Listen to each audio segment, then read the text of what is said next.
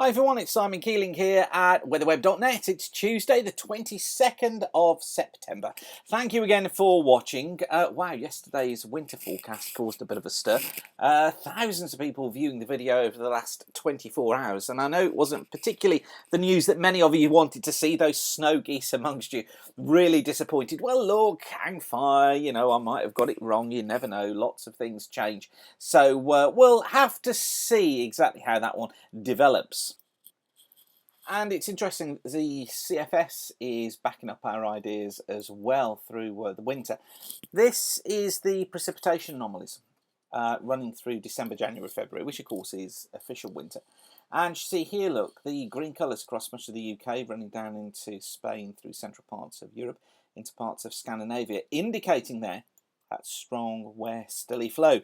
And the green colour showing us rainfall above normal during the winter months. Interestingly, Iceland showing as below normal, so it's indicating the idea of high pressure up here, low pressure down here. Now, that could throw a bit of a spanner in the works as far as temperature is concerned. You notice here for the temperature anomalies through December, January, February, the CFS really does go very warm across most of Central Europe, running out into parts of Russia, and keeps the southern parts of the UK in warmer conditions as well. But further north, temperatures nearer normal through the winter as a whole. But what that may mean is that we have to perhaps revise our forecast of a very mild winter across the south. We didn't say very mild, we said mild, didn't we?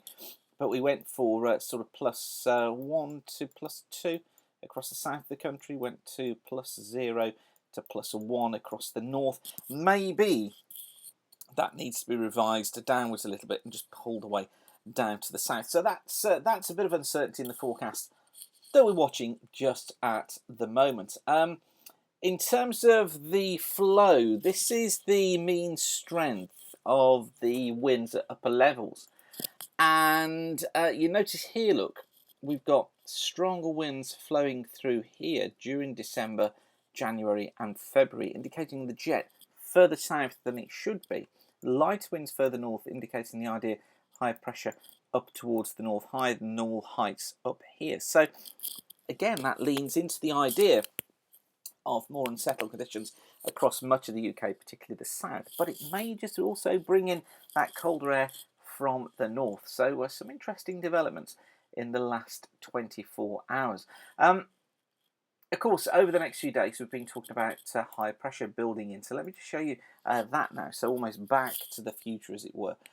This is the ECMWF for Wednesday. So this is for tonight. And if I just knock it on, you'll notice as we go forward in 24-hour steps, there's Thursday, there's Friday, starting to see the high build into the south. Saturday, the high is across us, centred over the UK on Saturday. And then into Sunday, the high's still around. Monday of next week, it's still there. Tuesday, it's still there. Interesting to see this warmer southeasterly flow picking up as well. So that phrase, Indian summer, may well apply to the latter parts of September and into early October, because that's Wednesday the 30th, that's Thursday, and there is Friday. So this is Friday the 2nd of October. High pressure across Scotland. Need to watch out for low cloud getting into the east, but it could be we have a few warm days next week. Remember our forecast initially? 23rd or 24th, we said the pressure would be building and that it would last through till around about the 10th of October. Now, I'm enjoying myself gloating while I can, because that looks as if it's all coming true, but of course a lot can change. So let me just wallow in my own glory, just for 24 hours at least. Anyway, of course, it could all change tomorrow. It probably will. CFS does this for the next few days. There's the CFS week 1, has the low than normal heights through the UK, and of course that's going to be the unsettled conditions that we see this week. Then into week 2 from the 28th to the 4th of October, higher than normal heights across most of the UK, indicating that high pressure is in and firmly established. Week 3 looking something like this. The high slipping off towards the east, trough out in the Atlantic, more probably of a southerly flow bringing warmer conditions, that taking us up to the 11th of October, and then week 4 taking us up to the 18th, still the idea, higher than normal heights, trough out towards the west, ridge across the UK. I tend to think this will all be a little bit further eastwards though, with a breakdown coming in around about the 10th of the month. But nice to see it's all going according to plan. And just revisiting our previous years, running the analogy against the El Nino. And this is the prediction when we look at previous years, similar to this year, for September. Incidentally, I've noticed these charts cropping up on a few people's blogs, or rather I've been told about them cropping up, so I went and had a look. And yep, that's exactly what's happened. They've copied my years and stuck them on their blogs and used them as their own forecasts. I guess that imitation is the finest form of flattery. But if you do that, at least, A, let me know, and B, give us a credit.